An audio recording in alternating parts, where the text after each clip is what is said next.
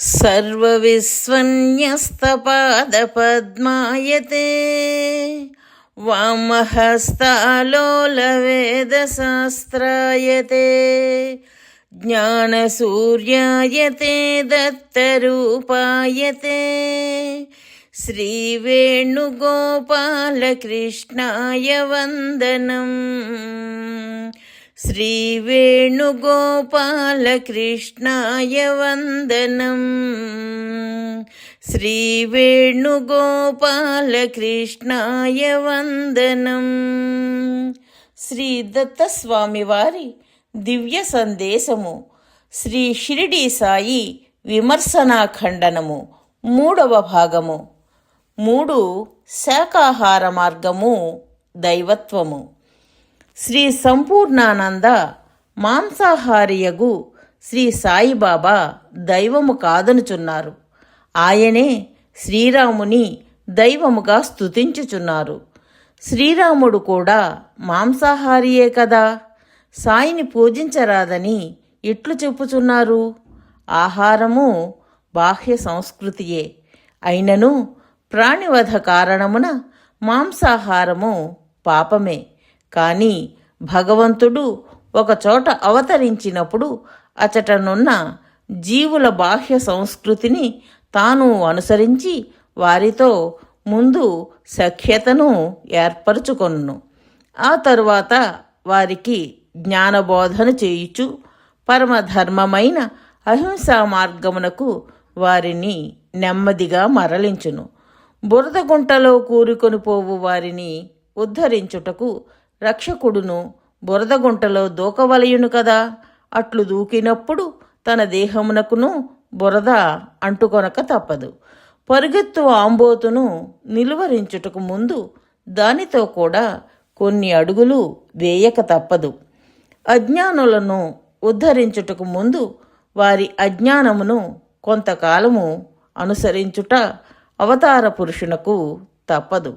గాయపడిన జటాయు పక్షిని చూచి దుఃఖించిన శ్రీరాముని ప్రేమతో మేకనెత్తుకొన్న క్రీస్తును మాంసాహార విషయంలో ఇట్లు అర్థము చేసుకొనవలను. కానీ శ్రీ సాయిబాబాను మాంసాహారి అనుట సరికాదు. మాంసాహార భక్తులకు మాంసాహారమును వడ్డించినాడే తప్ప తాను మాంసాహార భక్షణము చేయలేదు. భక్తురాలు గేదెను కొట్టినందుకే తన వీపుపై వాతను చూపి భూతదయను బోధించిన శ్రీ సాయి అమాయక జంతువధ వలన లభ్యమైన మాంసమును తినునా? శ్రీరాముని మాంసాహారమును క్షత్రియ కుల ధర్మముగా చూచినను తాను బ్రాహ్మణుడనని ఎన్నోసార్లు ఎలుగెత్తి చాటిన శ్రీ సాయి విషయమున దీనిని నమ్మశక్యము కాదు. మాంసాహారులెవరైనా తమ పాపమును సమర్థించుకొనుటకు ఇట్లు శ్రీ సాయిపై ఆరోపించి చెప్పి ఉండవచ్చును.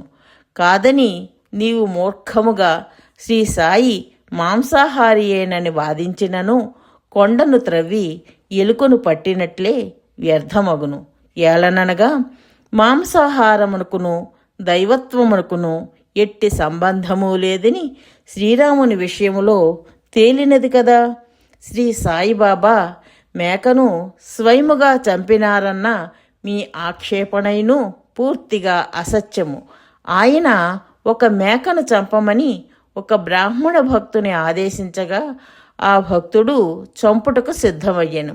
అప్పుడు శ్రీ సాయి భక్తుని వారించి నేనే చంపెదను అనెను.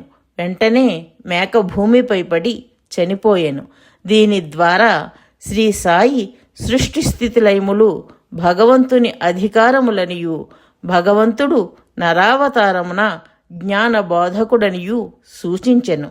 సూచన: ఆధ్యాత్మిక జ్ఞాన ప్రచారము చేయడము భగవంతుడికి అమితమైన ఆనందాన్ని కలిగిస్తుందని శ్రీకృష్ణ పరమాత్మ శ్రీమద్ భగవద్గీతలో చెప్పియున్నారు.